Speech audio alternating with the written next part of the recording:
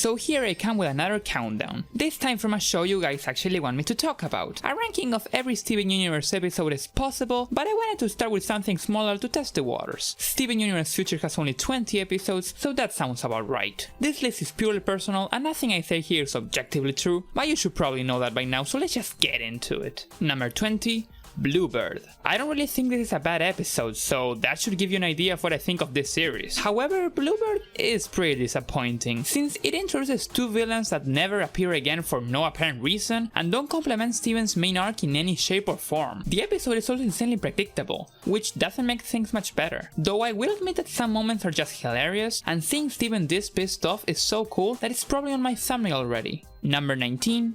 A very special episode. Despite what the title implies, this is hands down the least special episode of Future, which makes it considerably weaker than nearly everything else. Unlike Bluebird, however, this episode isn't constantly haunting me with questions about its existence. Seeing as it made good use of its runtime to fully flesh out Sunstone and Rainbow Course 2.0, it has an unexpected wackiness that sets it apart from anything we've seen before, and it even ties in with the ever-present overarching plot, though I could do with less screen time of this little pest. Number 18. Rosebuds. I appreciate the effort this episode made in making Steven reconcile with her mother's actions, but that plotline gets quickly tossed aside, so all I'm left remembering are all these insanely awkward interactions with the Rose courses, which I'm not the number one fan of. Thankfully, the little closure with them in the end was pretty good, making otherwise forgettable characters relate with Steven's own problem, and it's hard to get all worked up when we get 3 of the funniest character exchanges of the entire show. I mean, just look at this. Number 17. Guidance. With an extensive use of the secondary cast and a highly entertaining conflict, this is probably my ideal townie episode, as many of them tend to be too laid back and uneventful for my liking. I can't really think of anything particularly offensive about Guidance, as it has a nice lesson and actually makes a good effort pushing Steven's arc forward. Sadly, everything is relative in this world, and though against much of my heart's content, my precious little Larimar just doesn't stand a chance against a giant pink worm. Number 16. Why So Blue? Keeping up with the Futurists, I give this episode the award for least connected with the main plot, since it is all about Lapis and Steven is only following his role of being there. Regardless, one final Lapis episode was obligatory after all her development in season 5, which is why I'm happy to say that Why So Blue delivered, giving us great insight in all of Lapis's growth, a pretty sweet song in the form of Shining Through, and 2 fairly sufficient interesting antagonists. I would have liked it if the crazy transformation in the end was actually used, but I get why it didn't, as the episode was going for a lesson about peace and a light-hearted tone, which would totally not make up for all the terror that was about to ensue. Number 15. Business Casual. The low placement might strike some of you, but I'm just running out of not great episodes and I've got to draw the line somewhere. This episode is slightly more vanilla than the rest, having a plotline with Connie that would only escalate later on, so it ends up living in the shadow of something greater. But it's a pretty heartwarming episode, one with a good use of its unique scale setting, and has Stevonnie, which is never not a pro if you ask me. Plus, Business got more time to shine, and her crush on Pearl gave her the type of emotional depth that she needed, which is very much appreciated. Number 14. In Dreams. Mixing Steven's mental issues with a story about combining Hearts fanfiction is not the first thing I expected Future to do, but I can't say I'm disappointed. It's always nice to have a peridot episode, but it can be a bit odd to pull it off when dealing with stuff like this. So using combining Hearts was the perfect way of doing so. The episode takes an insanely dark and depressing tone, pushing the themes of purposelessness and loneliness, which I applaud, but for once, I'll appreciate that it allows Steven and Peridot's relationship to end on a satisfying note. Number 13. Little Homeschool. To put it straight, an interaction episode that does a great job at setting up the main conflict of the series. There is no big baddie, Jasper is just casually sleeping in the woods, so leave her alone. No, the main conflict is this guy right here, and from his doubts about life to his not so mysterious anymore pink transformation, Little Homeschool doesn't mess around when presenting its theme. And if you're anything like me, the discussion Steven and Jasper have was even more intense than the fight itself, and I'm perfectly okay with that. Number 12. Homeworld Bound. After Steven committed a murder, this episode feels like a step down in intensity, but it is still a roller coaster of emotions. The redemption of the diamonds was clearly no finished plot point, and seeing Steven be generally upset about them is the kind of good writing decision I didn't expect. But when it got to the part where Steven sought physical revenge for the events of Change Your Mind, I was in complete shock.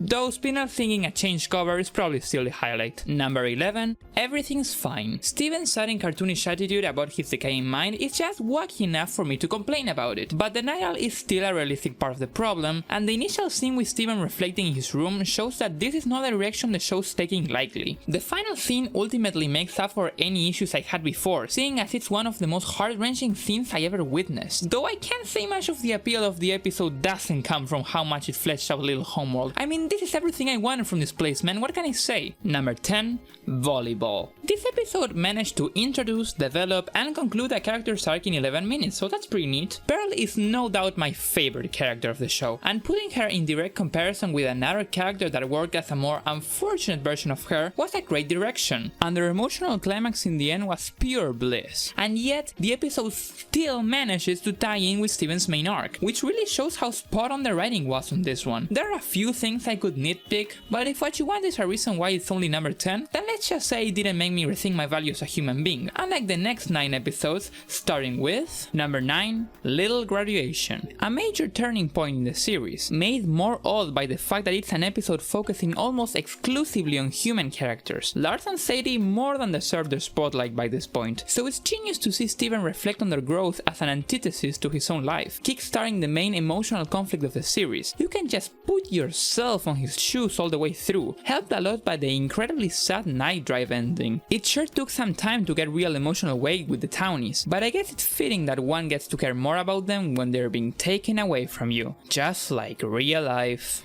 Number 8. I Am My Monster. For being the climax of Future, this one takes a really straightforward approach. However, it'd be disingenuous to say it didn't leave an impact on me. I love when shows use self-awareness to understand its own concepts and challenge them, much like our own characters here understand that Steven has helped everyone before and it's now their job to help him back, coupled with some tearful lines that really sell the sadness and compassion they're feeling. I would have written the diamonds out of the picture, but they were a distraction at worst. After about 11 episodes of our beloved protagonist suffering in loneliness, the ending with him letting all his pain out with no word in sight is absolutely cathartic, and dare I say it, a true example of portrayal of sadness that all shows should follow. Number 7. Together Forever. Gotta love this one for making Steven's love to Connie canon, but gotta love it even more for stabbing it in cold blood and leaving you an undying sense of devastation. I find it beyond interesting how, rather than having Steven admit his feelings to Connie, he asks her to stay with him forever in the form of fusion so that she's not able to leave him behind, which welcomely avoids any tired old awkwardness, gives a new perspective on Garnet, and feels like a natural response to the problems Steven's facing. The ending is one of the lowest gut punches I've ever seen, but that's okay, because nothing screams enjoyment of a show more than pure pain.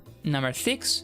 Prickly Pear. What seemed to be one of the most inconsequential episodes of Future in which some magical cactus creates hijinks became a depressing downward spiral in which Steven must face how everyone seems to be distancing from him and unleashes every bad thought he has into his little cactus, developing an unhealthy relationship. Though none of that stopped the episode from having some generally funny moments that didn't feel misplaced. With all the pieces in place, the ending managed to deliver one of the sourest episodes in the show, and seeing as this came before the only hiatus of Future, I can't think of a more malicious note to start it. Number 5. Snow Day. It's hard to remember a time when this was considered one of the most bittersweet episodes of Steven Universe, showing how much Steven has grown to the point of abandoning his stable cheerfulness and general appreciation for those around him. But we're not tackling PTSD yet, so the episode is generally uplifting, revolving around a hilarious game of Steven tag alongside many creative character designs and use of scenery, ending things with Steven appreciating the gems more. Regardless, the seed of the main conflict is there, making for an interesting character study that most people will brush off as filler for some reason I still don't get. Number 4. Mr. Universe. You'll have to excuse me on this one, but it's the type of thing that makes essay wannabes go crazy. We get an entire episode exploring Greg's younger life and how little he liked it, only to get flipped on its head and compared to Steven's issues, showing how Greg's life lessons have shaped Steven into the hurt person that he is. The amount of interpretation that can be made based on some objects and lines is staggering, to the point it's not hard to see reason in both sides of the argument. And if Snow Day killed Steven's innocence, the fight with him and Greg kills Steven's entire identity, and I'm saying that in the best of ways. Number 3. the future, because Steven Universe was too special of a show to get just one ending. After Change Your Mind was the 40-minute end-all epic that it was, I'm okay with the true finale being a down-to-earth episode focusing on exploring the characters' feelings moving forward. It could have gotten away with just a sad fest where everyone gets all sad about Steven leaving, but it ended up creating one final mini-story in which the Gems and Steven try to bottle up their emotions, which, you guessed it, ties in with the main story about communication and emotional support, culminating in one of the purest tearjerkers I've ever seen, putting a sweet close to my personal favorite TV show of all time. Number 2.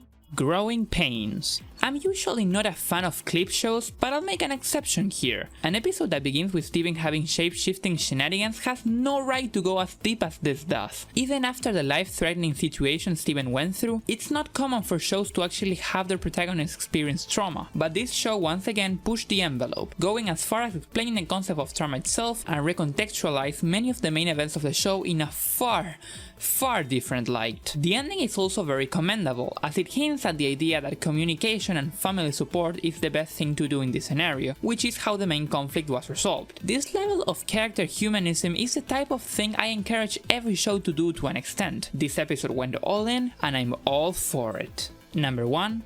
Fragments. Yeah, this one's pretty good, alright. It's got very intense dialogue and themes to cope with, keeps the audience at the edge of their seat with an impending sense of sourness, and then delivers the big blow with hands down the darkest scene of the franchise. Fragments is a straight dread, making you witness the fall of a hero with every passing second, and the horror that first-time viewers will feel is near unbearable. This is the mark of a great show, one that is able to massacre its protagonist so badly that the audience feels genuinely hurt. Add some needed development for Jasper, a great use of settings, some awesome tunes and really exciting animation, and I've got one of the best episodes I've ever seen. Steven Universe Future is a pretty great watch. If you haven't seen already, you're pretty much maniacal for watching this video, but I still highly recommend watching it. This is Under Galaxy, this is also the first time I say my username out loud, and this video is over.